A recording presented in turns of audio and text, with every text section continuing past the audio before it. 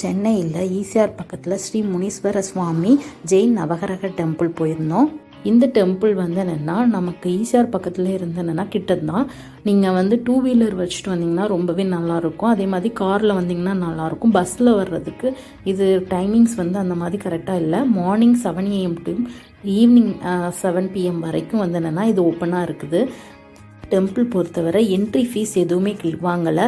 But parkings என்னென்னா ஒரு சின்ன பிளேஸ் தான் இருக்குது. அதில் தான் நம்ம பார்க் பண்ணணும். ஒரு குட்டி ப்ளே ஏரியா கொடுத்துருக்காங்க. இந்த இடத்துல என்னென்னா ஒரு மியூசியம் மாதிரி இருக்குது. மியூசியத்துக்கு ரைட் சைட் கோயில் இருக்குது. இப்போ நான் நிற்கிற பிளேஸ் பார்க்கிங் பிளேஸ்.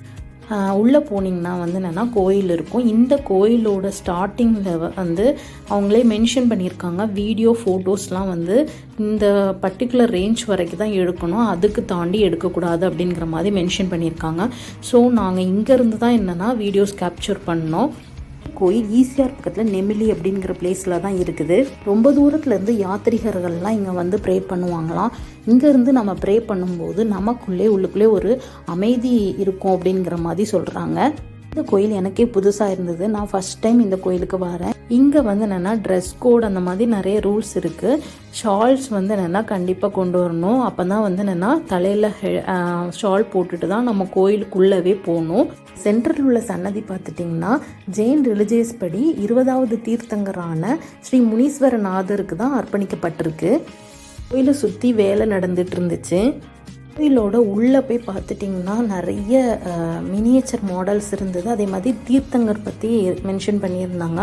நிறைய நோட்ஸும் அதில் இருந்தது. நம்ம ஒவ்வொரு ஸ்கல்ப்சர்ஸ் பார்த்து முடித்ததுக்கப்புறம் நம்ம என்னென்னா அதில் உள்ள நோட்ஸ் படித்து நம்ம அது என்னென்னு நம்ம தெரிஞ்சுக்கலாம். அந்த மாதிரி தான் வச்சுருந்தாங்க. அப்புறம் 20வது தீர்த்தங்கரான முனீஸ்வரநாதர் தான் அந்த சென்டரில் இருக்கிறாங்க.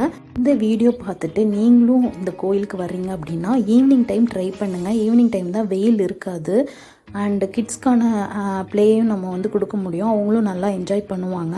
இந்த கோயிலுக்கு மட்டும் போயிட்டு மியூசியம் போகாமல் வந்துடாதீங்க. பக்கத்துலேயே என்னென்னா ஒரு மியூசியம் இருக்குது. அந்த மியூசியத்துக்குள்ளே என்னென்னா நிறைய அட்டைகளாலே ஜெயின் ஹிஸ்ட்ரியில் எப்படிலாம் இருந்தது அப்படிங்கிறத நல்லா தத்ரூபமாக செஞ்சுருக்காங்க. இது மாதிரி சென்னையில் டிஃப்ரெண்ட்டான கோயில் எதுவும் தெரிஞ்சது அப்படின்னா எங்களுக்கு கமெண்ட் பண்ணுங்கள். அண்டு நாங்கள் அந்த கோயில் பார்த்துட்டு எப்படி இருந்ததுன்னு சொல்கிறோம். இந்த வீடியோ உங்களுக்கு பிடிச்சிருந்தா எங்கள் சேனலை மறக்காமல் சப்ஸ்கிரைப் பண்ணுங்கள். இது மாதிரி உங்களுக்கு தொடர்ந்து வீடியோஸ் கொடுக்குற நாங்களும் ட்ரை பண்ணுறோம். அண்ட் மறக்காமல் நோட்டிஃபிகேஷன் பெல்லை கிளிக் பண்ணிக்கோங்க. தேங்க்யூ ஆல் ஃபார் வாட்சிங்.